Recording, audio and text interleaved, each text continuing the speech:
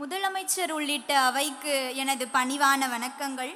மாநில உரிமைகளின் குரலை மேலோங்கச் செய்து சட்டமன்றம் தான் வலிமையானது என உறக்க முழங்கி மாநிலத்தில் சுய ஆட்சியை உறுதி செய்து மாணவர்களாகிய எங்கள் நலனில் முக்கியத்துவம் வாய்ந்த வரலாற்று சிறப்புமிக்க பல்வேறு தீர்வுகளை பெற்றுத்தந்து இங்கே வீற்றிருக்கும் மாண்புமிகு தமிழ்நாடு முதலமைச்சர் அவர்களுக்கு என்னுடைய இதயம் கனிந்த சிரம் தாழ்ந்த நன்றிகள்.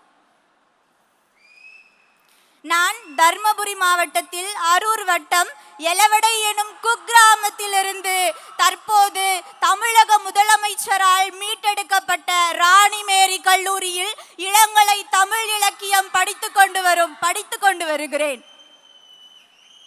ஒரு முறையாவது வானத்தில் பறந்துவிட மாட்டோமா என்கிறதான எனது ஏக்கத்தையும் கனவையும் தமிழ்நாடு முதலமைச்சர் அவர்களால் நிறைவேறினது.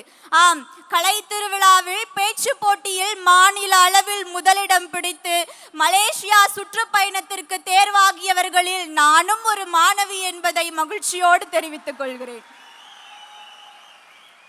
இதோ உங்கள் முன் புதுமை பெண்ணாக நான் அபித்து மனிஷா. அரசு பள்ளியில் படிக்கும் பெண் பிள்ளைகளுக்கு மாதம் ரூபாய் 1000 என்கிறதான திட்டம் எங்களுக்கு பல்வேறு வகையில் பயனை தருகிறது.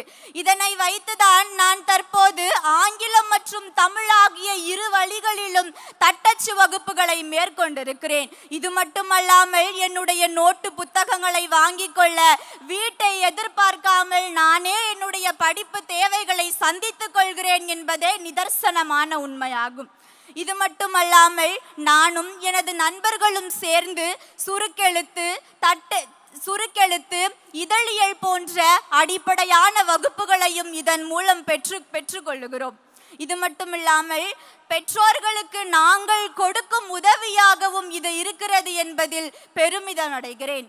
2022 அரசு பள்ளியில் பயிலும் மாணவர்களுக்கு மேம்பாடு தொழில் மற்றும் உயர்கல்வி வழிகாட்டுதலாக நான் முதல்வன் திட்டம், அரசு பள்ளியில் பயிலும் பெண் பிள்ளைகளுக்கு புதுமை பெண் திட்டம், 2023 எனது அம்மா வாங்கி கொண்டிருக்கும் மகளிர் உரிமை தொகை, 2024 தமிழ் புதல்வன் திட்டம் என பல்வேறு திட்டங்களும் பல்வேறு எண்ணங்களுக்கு பிறகு தமிழ்நாடு முதலமைச்சர் அவர்களின் உழைப்பு தான் காரணமாக இருக்கிறது என்று நான் உறுதியேற்கிறேன். நான் மட்டுமல்ல, எனக்கு பின்வரும் சந்ததியரும் இங்கு இருக்கும் ஒவ்வொரு சக மாணவர்களும் இதில் பயன்பெறுவார்கள் என்று நம்புகிறேன்.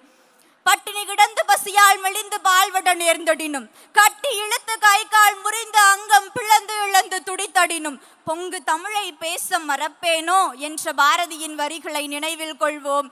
இறந்தாலும் இறப்பேனே தவிர எமது தாய்மொழியாகிய தமிழை மறக்க மாட்டேன் என்று முழங்கி வாய்ப்பளித்தமைக்கு நன்றி பாராட்டி விடைபெறுகிறேன். நன்றி, வணக்கம்.